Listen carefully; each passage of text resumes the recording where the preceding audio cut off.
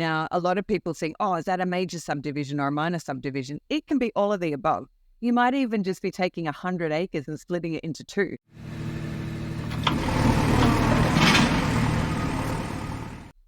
What's up, everybody? My name is Mason McDonald, and I am here today with my co-host, Dan Haberkost, and this is the Big Picture Blueprint. And I'm very excited to have a repeat guest, our first repeat guest on the show, because she is just so awesome, and she is involved in so much. But before we bring her in, Dan, how are you doing?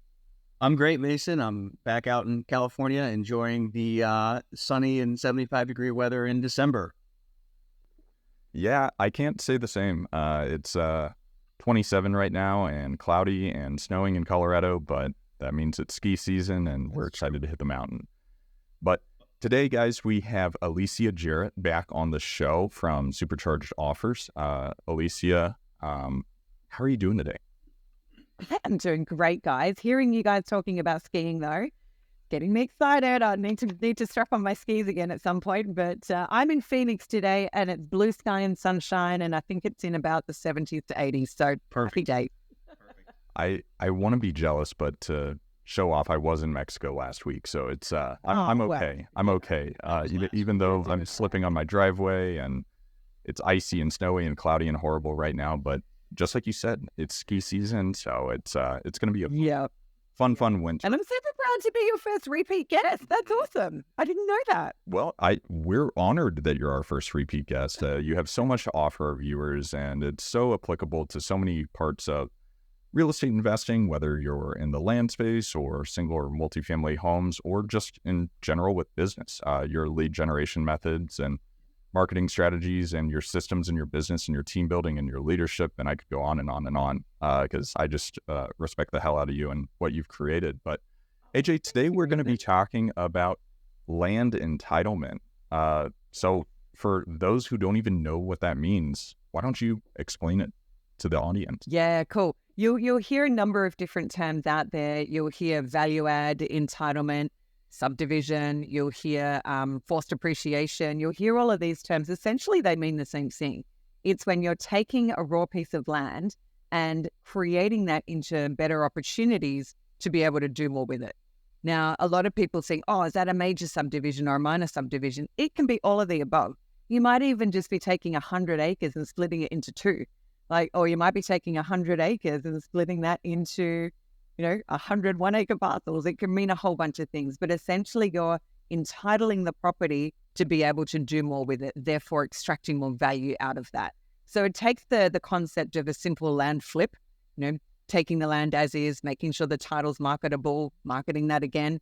And in the middle there, you're really injecting your expertise into something that the property owner either doesn't know how to do, doesn't have the time to do, or is just, all too hard basket, right? And that's the value add that you need to offer as a land investor. That's great. And I know, Dan, you talk about it all the time. And I think a lot of people don't understand what raw land is and the difference between raw land and vacant land. And I think, Alicia, you did a great job explaining right there of what the actual entitlement process is. Yeah, agreed. So we wanted to do a case study. And so as we go through the whole conversation, we're going to be referencing one of the deals you've done recently. So can you tell us a little bit about that one, AJ? Yeah, sure can, Dan. And let me start by painting the picture of where this deal started, okay? Because I think in unpacking this case study, what I want to do is get into, first of all, the mind of the seller when you're doing or I'm not even going to call them a seller, the property owner, because they're not essentially selling the property in this case study. The property owner versus what the mindset we need to have as the entitlement expert, and then what we're really thinking of with exit strategies as well. So this particular case study that I'm going to go through has been 11 months in the making.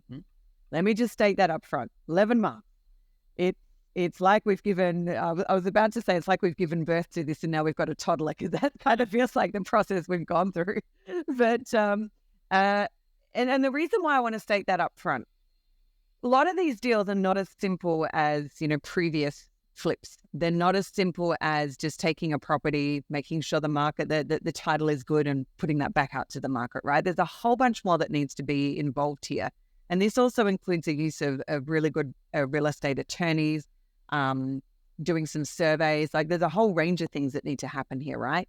So this particular property that I'm going to go through is we reached out to the seller just over 11 months ago.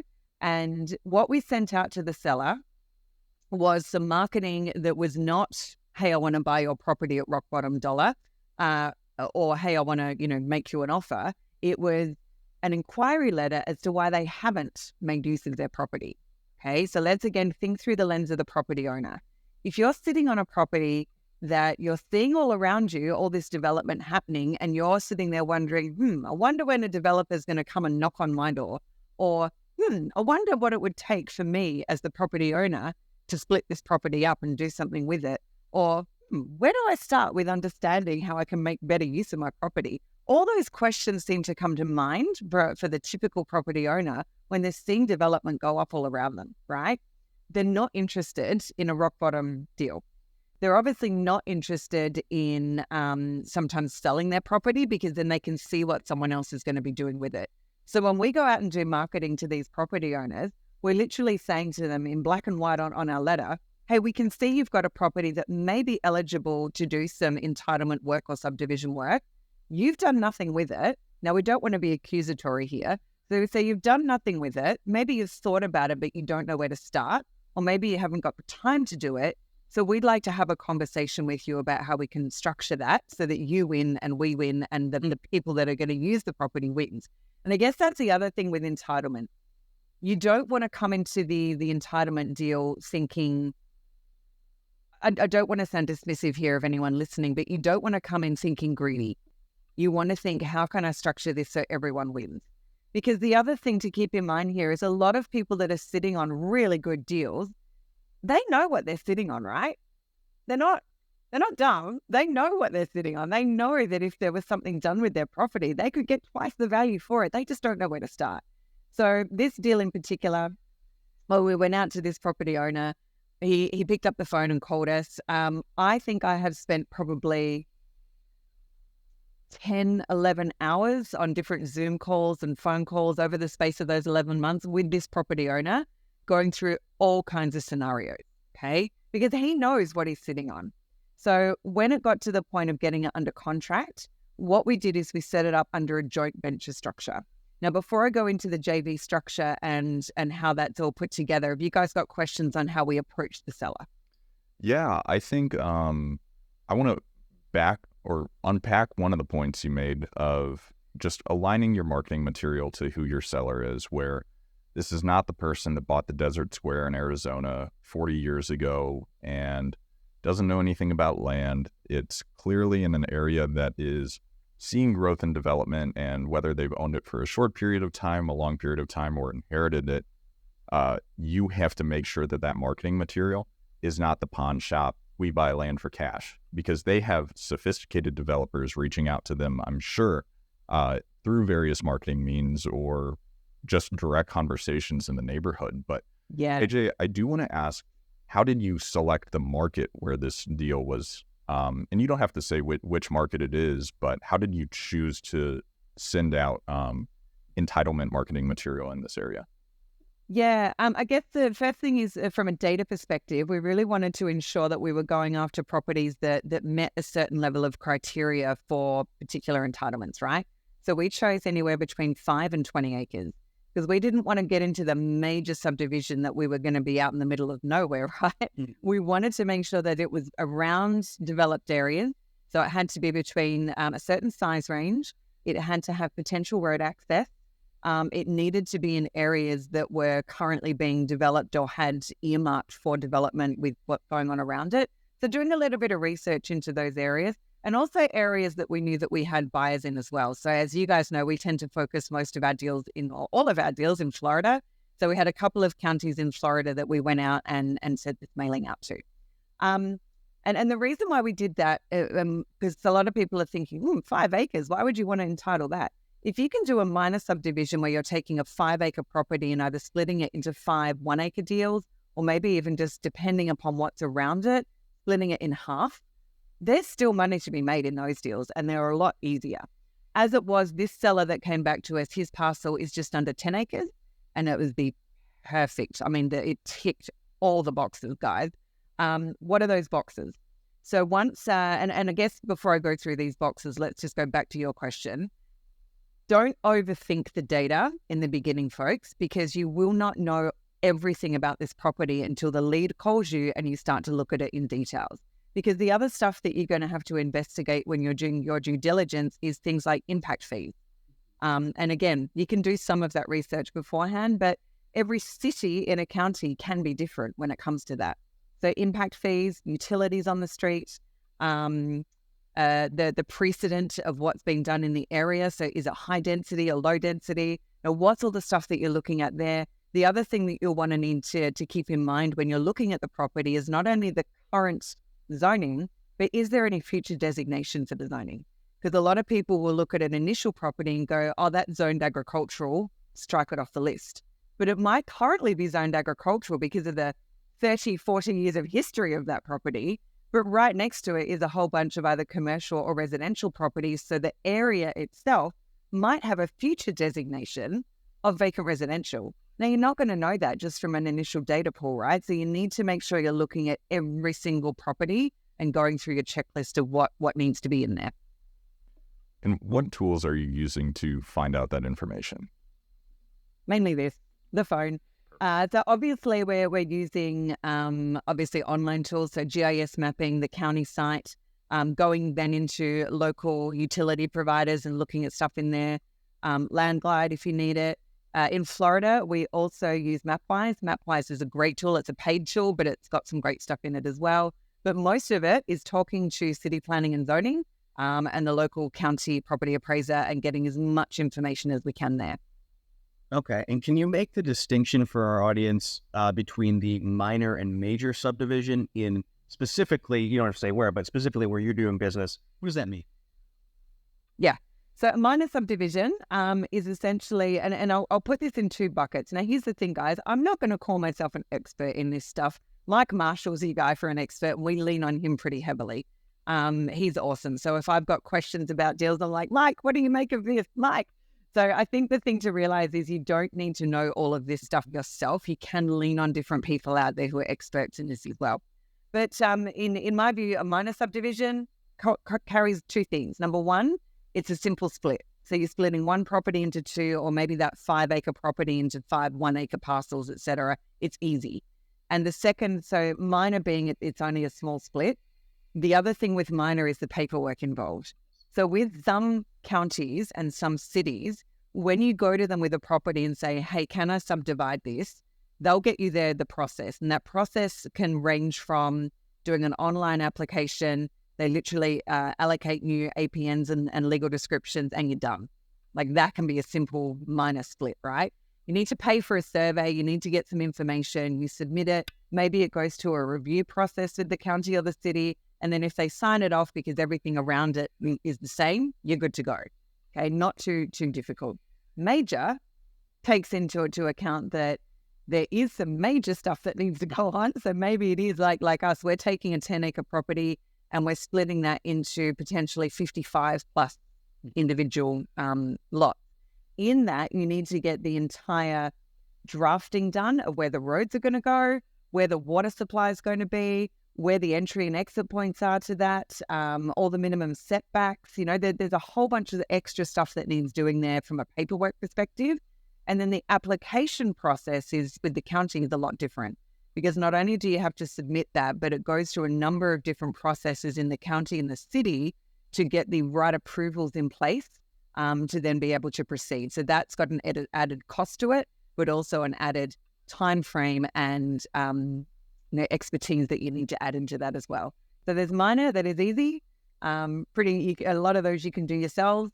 Major is when you're going to need the help of surveyors, draftspeople, designers, environmentalists, all of that stuff that goes into the application itself. And I think AJ, that was a great summary of what I've seen of minor and major subdivisions. And I think that people really need to make sure they're doing their research if they're intending to do entitlement deals or minor or major subdivisions, because a minor subdivision in certain areas is just as complex as a major subdivision in other areas. And it all depends on the local regulations where when you're attempting to get started, in my mind, it's walk before you run of do the paper lots, where a lot of times with major subdivisions, not only do you have to create the plans for all of the horizontal development and road access and utilities and everything like that, you actually have to implement it. You have to make the roads. You have to make sure that every lot is going to have access to electric, water, and wastewater and that sort of thing, depending on the local regulations that you're dealing with. So assess what and how much work you're willing to do and how much money and time you're willing to put into it. And also remember, just like AJ said, there's people out there that are experts at this type of stuff, land use consultants and everything like that, where you can find it and bring it to them and they're going to help you out along the way. Correct. Might be helpful, guys, if I just share my screen here. Sure. Let me go into this one here. Can you guys see this? Yep. Excellent. So just this is the current case study that we're working with at the moment, right? So it's 9.5 acres. Now, what you need to also look at, and this is where you're starting to work with surveyors and designers, etc., because a lot of people go, oh, 9.5, that's great. Well, no, 20% of that needs to be set aside for roads, pathways, etc. So essentially, we've only got 7.6 acres to work with. When we're doing the initial numbers for a property, a couple of things that we're looking at. Number one, what is the land currently worth? So over here, we've got some current land comps of what the land could potentially be worth as is, okay? But then we want to do some scenario mapping. So with the current zoning for this property, it was zoned RM. But before, when I mentioned future designation, this property also had the future designation of R6. So that allows us to get more onto the property, which is great. So at the current zoning, so we're doing what I call here best versus worst case scenario. Now, the worst case scenario is still excellent, but we also want to know, especially at the moment, guys, for anyone listening, when it comes to the housing crisis and affordable housing, when you're looking at these deals, you need to be in the mindset of what is the market doing and what is the market demanding at the moment in this particular area. Now, in this area in Florida that we're doing, this has got some awesome houses around it, because as you can see, when we're looking at properties that are on larger allotments, so 0.2 of an acre, properties are selling in the mid to high 300s, which is great, okay? Some good comps there for those. When we're looking at properties that are maybe a little bit smaller, so this one here, current lot size is 8712 square feet, and we're looking at houses in the 2000s. Over here, smaller lot size, but we're also looking at smaller houses, and these are often more affordable, but equally we can get some differentiation with, instead of just single story, we might do double story and do some more density in there as well. So this future zoning allows us to go from 5 properties per acre to 7 properties per acre. And that doesn't sound overly big, but when you add that up, current, we can get 38 properties on the whole project. Now we're up to 53. So the numbers start to look good. So first of all, we're running some comps on as is versus future. Then what we're doing is looking further down. What are the project estimates? So if we just look at these here for a second, what we're currently looking at, now this is where you've got to have the mindset of a developer. So going in and doing some research on and picking up the phone to local builders and developers. What are they building? What's their build cost? What does that look like? What kinds of properties are people wanting to build with them? All of that stuff, because supply and demand really comes into play when you're looking at these types of projects as well. So scenario 1, where we can get potentially 38 versus scenario 2, where we can get potentially 53, the numbers start to look quite different. So total project value, this is full development value. So once the properties have been developed, got a potential value of somewhere between 13 to 16 million. The agreed land sales price, I'll come back to this in a second, because this is where the property owner gets involved. If we buy the land as is, this is max what we can pay for it.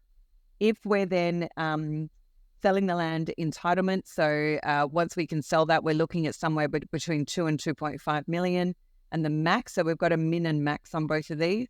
So at the worst case scenario, being that we get somewhere in the 30s on the property, we should be able to sell to a developer somewhere between 2 to 3.4 million.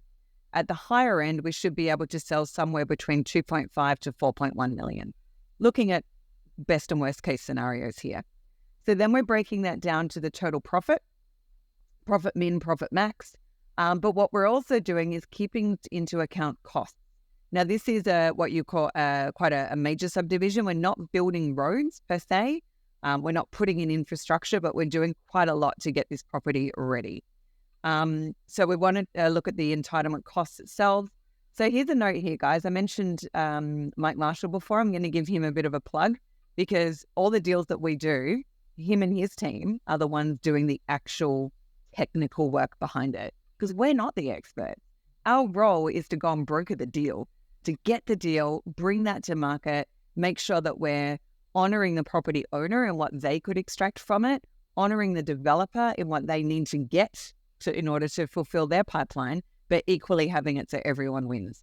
So we've got the entitlement cost in there, project management costs, realtor, because we do want to have a realtor to potentially market the properties for us, closing costs involved. So you're looking at somewhere between total project costs of around 394,000 up to about just over $500,000, depending upon, again, which scenario we get approved for. So I'll pause there and just kind of see if you guys have got questions on that before I talk about how we've now structured the deal. Well, yeah, one thing I really wanted to dive into is backing up a little bit. Before you started this, you mentioned what the seller's going to get. How did you build trust with him to get to the point where he was comfortable joint venturing? Yeah, really great question. Number of phone calls, number of Zoom calls. I prefer to meet with people like face-to-face if we can. So whenever we did, we had a number of quick conversations first just to kind of look at what he wanted to do. Then we got on an actual Zoom and we went through all of these numbers with him. So number one is full transparency. Don't hide anything from your property owner about what you're potentially going to make on this and what they're going to potentially make on this. Essentially, what we're doing for him is taking him from a current as-is value of the mid 400 to 500 to potentially, with no effort on his part, potentially making him 1.2 to 1.3 million. So when you keep it focused on that, we are trying to get a win here for you, Mr. or Mrs. Property Owner. Yes, we're going to get rewarded at the end of the day, but you can either leave your property as is and nothing's ever going to get done with it. You can watch all this development going on around you. If a developer comes, they're going to do all the work that we're doing and they will only offer you an as-is price because they're going to have to do all the entitlement before they do the project anyway. So your decisions are hold, sell to a developer because they are going to want to extract as much value as they can, or partner with us where we can do that value extraction up front, allow you to walk away with more, and all that you need to give us is time. That's it. Yeah, I think we kept bringing it back to that. I love, AJ, the simplicity of the pro forma that you showed us right there. And what I think a lot of people need to recognize and go onto YouTube and look at this whenever you can, because AJ put in a lot of assumptions of minimum, maximum, and a decent standard deviation of what the anticipated project costs as well as the project revenue would be. And whenever you look at that, because recognize, especially if you're new to this, what those are whenever you're making a pro forma is those are assumptions where you need to factor in every single last assumption that you can. And in the quote unquote disaster worst case scenario, it's still a very profitable deal. Correct. Then it's going to be a great deal. But I really do want to hear as many specifics as you can about this joint venture novation agreement, whatever you want to call it, with the seller, because I think depending on who you are and your risk tolerance, there can be a lot of fear associated working with someone you don't really know. Even if you've developed rapport and gotten to know them a lot over the last 11 months, the structure of that contract, I think, is something that would be very beneficial to take a look at. Yeah, let's go through this, guys, because I think this is pivotal right now. A bit of a disclaimer up front. we have spent thousands and thousands of dollars with real estate attorneys working this structure out. So I'm going to give people the high-level overview, but I would encourage everybody to really think about structuring this legally and properly for the state that you're going to be doing business in, okay? So where did we start? First of all, we agreed with the seller what the property was currently worth. Now, here's the caveat here. They paid $750,000 for their property many, many, many years ago. Did they pay too much? Yes. Is the property worth that at the moment? No. But what our seller's interest was is he wanted to protect his initial investment. We said, okay, we can protect that because we know that at the end of the project where we want to be. So what we really agreed with them is what is the current value of the property that we are protecting? What we then do is so he's a landowner. We have a promissory note for that property that gets put into what we call a project company. So the project company, and we'll just name the project company, what the property is. Project company is set up as an LLC, okay? The role that the property owner has in that is they simply are the landowner and they deed the land into the LLC. In exchange, we give them a promissory note for the agreed value of that land. So what essentially that does, guys, is that's ensuring the property to say, we recognize that we agree that your property is worth X. So that note is the first thing that is the protection mechanism that gives them reassurance. Is there a timeline on that promissory note? The timeline is as per the project. Okay. Perfect. So if the project takes 6 months to do, that's the promissory note. So that the note itself is written in the essence that the note is only paid when project is completed. Make sense, guys? Yes, thank you so much. So project company is here. So we know what the landowner has given. We are the project managers and we're also known as subdivision consultants.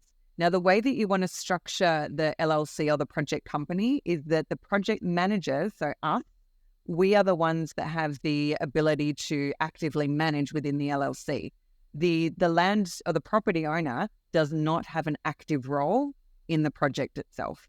So be really clear, because the last thing that you want is the property owner to get into your business and to start to unravel the work that you're doing. So, sorry to keep diving into the question. So within the operating agreement of that project company, are you guys as the project manager, you have total operational control of the deal and you don't require them, they're not a signer, they're not anything on it, they're just the landowner. You got it, Mason. Yeah, absolutely. So that's a really important point because a lot of people will just set up a standard LLC for this. It's not. This is where you need a real estate attorney to really help you unpack what is everybody's role in the process and how do you, number one, the integrity of this is you want to protect the property, you want to protect the property owner, but you also want to protect yourself against the property owner getting too involved, but also selling out the property from underneath you.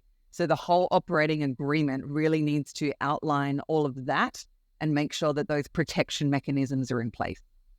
So what AJ is saying, you guys, is don't get on LegalZoom to get your operating agreement for free online. This is not a 101 operating agreement. Yeah.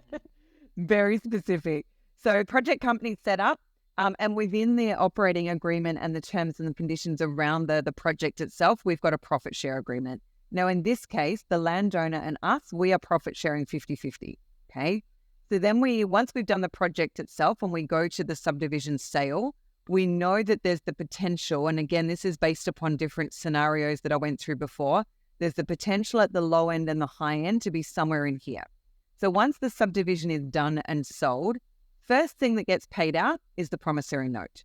So we're paying back the owner for as a thank you to say, you gave us the property to work on, here's the promissory note that's paid. The next thing we're going to do is cover all of those hard costs that I went through. So all the subdivision consultant surveys, environmental reports, the setup, the application, all of that stuff gets paid out from the project itself. The remaining proceeds then get split between 50% landowner, 50% to us.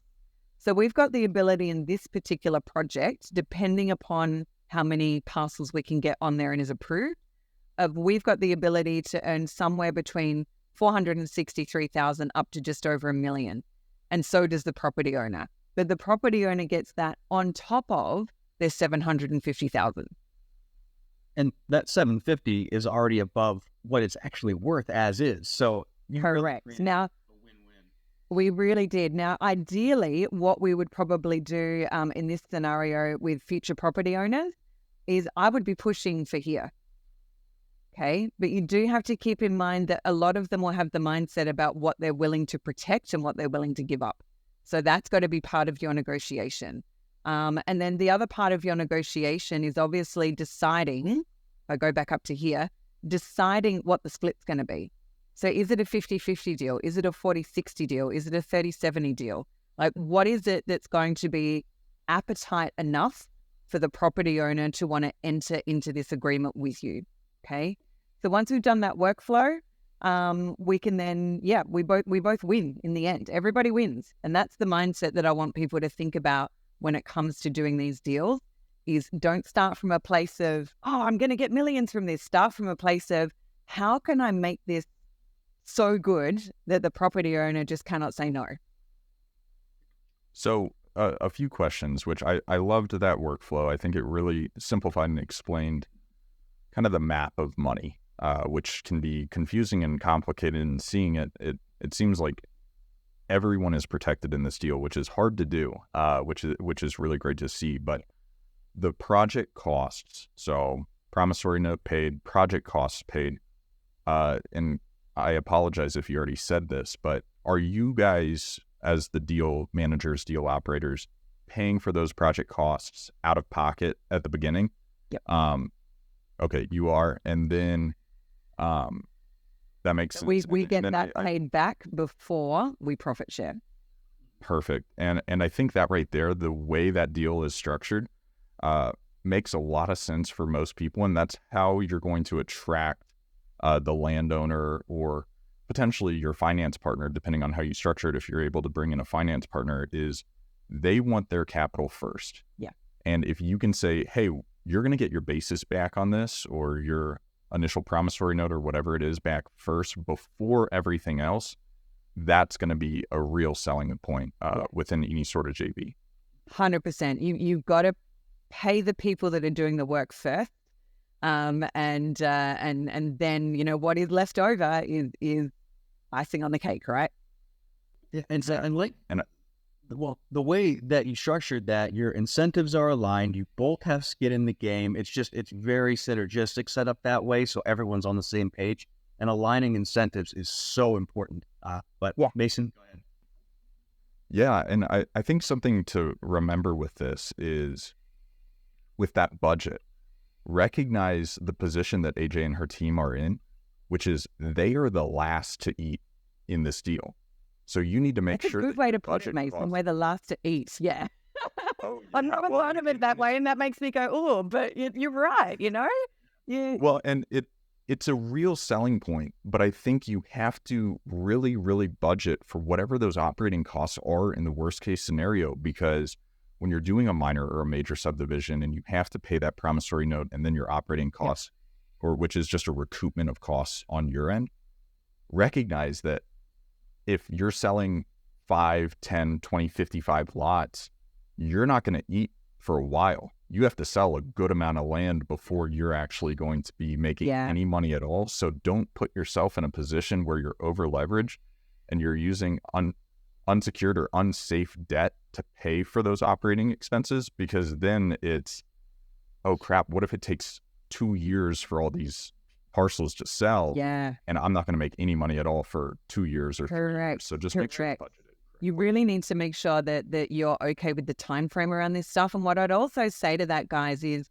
looking at the estimations that we had around all the project costs, we overinflated that quite a lot, because you want to always be working with what's the worst case scenario, because then if you can perform better than that, that's good. You don't want to enter into this stuff with, let's be really, really lean, and then all of a sudden your budget's 40% over.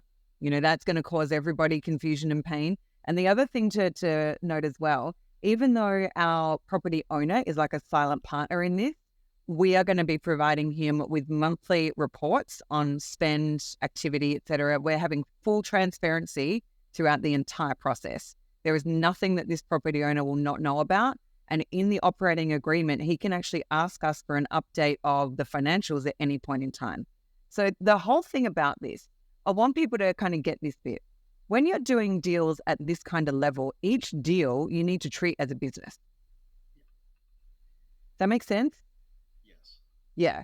It's not, this is a deal on my deal desk. This is a business. You are project managers in a business. The property owner is like a part owner in your business, and everybody involved, you need to treat that as is. Weekly meetings with your project team, running your P&L and your balance sheet on everything that you're looking at in there.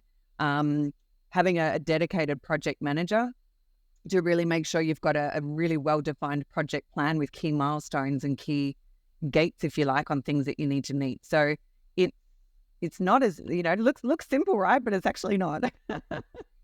Oh yeah, I mean it's a whole business right there, and that's the thing is it's a new business, a new entity, a new project, and everything associated with it. And question on the operating costs: are you guys charging a developer fee on it so you can pay yourself during this process, or is the money you're making entirely from the profit split? A bit of both. Yeah, a bit of both. Good. And I think listen to that right there and recognize you're doing a ton of work for these people. There is nothing wrong with getting paid for doing all this work. You have salary costs, you have cost of capital, you have all these expenses associated with it. If you can charge some form of a developer fee, make sure that you build that into your operating agreement, project costs, and you're just transparent with it. And it might not even nickel and dime them. Yeah, I love that, mate. And it might not even be a developer fee because you're essentially project managers in the corporation or the LLC itself. You can write into your operating agreement that you get charged a management fee. There's a whole range of ways that you can slice and dice this again so everyone wins. But you just got to have that mindset, guys. Don't get greedy. Be from it, everyone wins. Because the minute the property owner starts to see you being greedy, guess what they're going to do? I'm out of here. I'll go with someone that's not as greedy, right? You've got to do this from a position of how does everybody walk away from this with a big smile on their face? Yeah. So quite simply, this is really consulting for equity, where the seller is your built-in financier. And what I think is most important is you structured it so that note is not coming due until the project sells. It's not a ticking time bomb. It's not a hard money loan. And I think that is so essential to just being able to sleep at night throughout the process. And we do have, just on that point as well, Dan, we do have backup kind of solutions built into the operating agreement around what happens if it doesn't sell, what happens if the time frame gets blown out, or you've got to think about all those scenarios and build them in and already be upfront with potential solutions around that. So we do have in the operating agreement that if the property doesn't sell, and we end up in a situation, well, what we will probably do is pay out the promissory note and call the project done. Because you want to protect that initial investment of the property owner. So their worst case scenario is all they're giving up is time. Worst case. Okay, so we talked a lot about the structure of the deal. One thing I want to hit on a little bit more, let's say I send out some mailers, I get 10 acres, a lead on 10 acres near an area where there's a lot of new construction, a lot of smaller subdivisions around it. AJ, who is actually doing the work of taking the big piece and splitting it up? Who is the expert to talk to ahead of time, who then will also execute the process of taking that big piece and splitting it in smaller and telling you what you can or can't do, both at the city and then on the private side? Yep. So first thing, it's definitely talking to city planning and zoning and finding out all of those designations. So future designation, current density. Ask them as well when you're on the phone with them. Ask them, what are some recent projects that have been approved? What are some recent projects where the zoning was changed to match the future need of what the area is leaning into? So ask all those things, because it's really great to have some case studies and they're all public available, right? So ask, find out, do some research into that detail. Then it's really about finding a subdivision consultant who knows how to take this deal and make it work. In our case, that is Mike Marshall. But there are some other people out there that specialize in this now. I'd highly recommend him. I'm going to give him a plug here because he is amazing. And he's got, more than 20 years experience actually working in city planning and zoning. So he's done everything from small subdivisions up to major shopping centers. Like, he's done it all. So he knows instantly how to make that property work. One of the other things we did along this journey is I actually introduced my property owner to Mike. So Mike got on a Zoom with us, and as our subdivision consultant, because he's part of the project, he had a really good open conversation with the property owner about all the nuts and bolts and different things that we'll be looking at. That was huge in building up the trust with the property owner, because they were like, oh, you guys do know what you're doing. So don't be afraid to bring other people into the conversation, or other evidence into the conversation from the city to really demonstrate that you have done your research and that you do have a team to execute on this as well. Well, and does Mike have in-house architects or a civil engineer? I mean, who is actually drawing? He's got a list of people. Got a list of people a mile long, Dan. And so, yeah, getting a civil engineer involved and all of that is part of what his expertise is. Got it. Okay, that's what I was looking to pull out. Yeah. And AJ, I've spoken with Mike before. He almost helped us with a minor subdivision that we did in the Phoenix area, but after learning how simple the process was, we ended up not needing his services out there. So I think just remember, when you don't know something about this process, if this sounds way too complex for you, there are people out there that charge a very reasonable fee that will be the orchestrator of this. They know the codes, they know the people involved, they know the team, and that can be your main point of contact with it. You don't necessarily have to be talking to the city and the county and everyone else involved, where if you especially build it into your operating agreement of Mike Marshall is going to be representing us in these various things depending on the type of subdivision and everything. And I think one other thing is the level of transparency, AJ, that you've been operating with the landowner is, I think, one of the real keys to success for you in this process of, you're not trying to brush anything under the rug or anything like that. You're saying, hey, we're trying to make as much money as we can for us and for you. Here's all the people on the team. And I feel like a lot of times the land flipping community, they want to hide what they're doing. Yeah. I'm making money and that is wrong of me. I don't want to tell them, and realize this person, they're a co-business owner with you if you structure your deal this way. So they're on your team. So communicate with them and tell them everything for a multitude of reasons. But first and foremost for me is avoid litigation. And we've gotten to the stage with this property owner that the trust is so good now that he's like, I want you guys to make, as much as you can out of this, which is awesome, right? So he knows that in order for him to win, we need to win. And I think that's really where you want to get it to. Well, question, does he have any other properties? No, not at this stage. We've already asked him that, Mason. just asking for personal reasons. But I think that right there, right? And but that right there is, if they own a prime piece of development land and this project goes well, and they talk to their friends about it and talk to community members about it, that can be another referral source or another lead source for you. Exactly. And what I'd also encourage people to do as they're going through these types of deals is document the process, document the case study, document everything, because then again, when your next deal comes up, that is something you can use as part of your negotiation strategy. Hey, we just helped this property owner out. This was the outcome. This is the process that we went through. So being able to share that openly and transparently, again, just goes a long way in building trust. Absolutely. Yeah. Alicia, anything else you want to say on this deal specifically? Any takeaways, any examples that really drive home a lesson? Anything we didn't ask that we should have regarding this entitlement deal?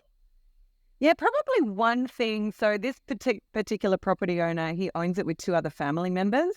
And what we should have probably done a bit more research with up front, but this has been a learning, is how they were all structured onto the title of the property. Because there were some issues there with paperwork that we needed to sort out about their ownership and the split of their ownership. Won't go into detail with it, but it was awesome. Again, the real estate attorney picked that up and went, hang on a minute, we got to restructure these guys first before they put the deal in.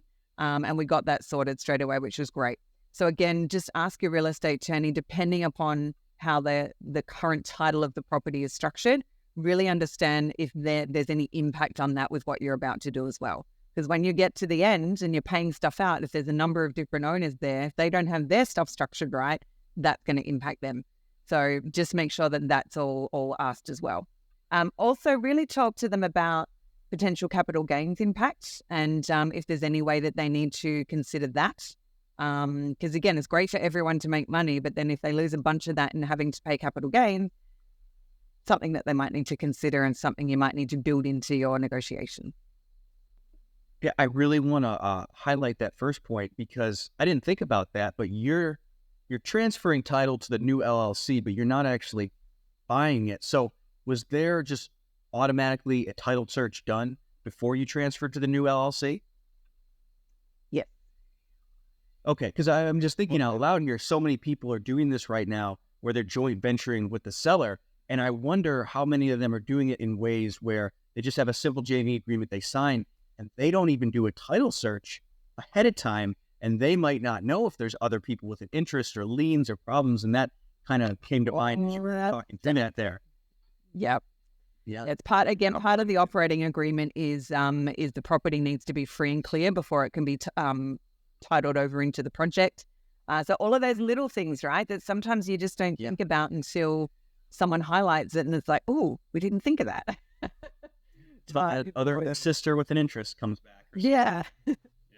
Well, and Dan, I mean, exactly, and AJ, exactly, of don't skip over what your typical due diligence is or would have been if it was just a simple land flip. And I think technically that is a sale, is you purchased that on a promissory note, that deed was transferred and the purchase price was set already. So exactly, making sure all the owners are noted, but if there's a mortgage on the property, because if there's a mortgage on the property in some capacity, then there's potentially and highly likely a due on sales clause that you might have to front more of that initial, in this case, $750,000 at the beginning of the deal to pay off whoever the potential lien holder or or talk about how you structure that into the deal. So at the end, instead of paying the promissory note off first, anyone else who's got a first lien position, they get paid first.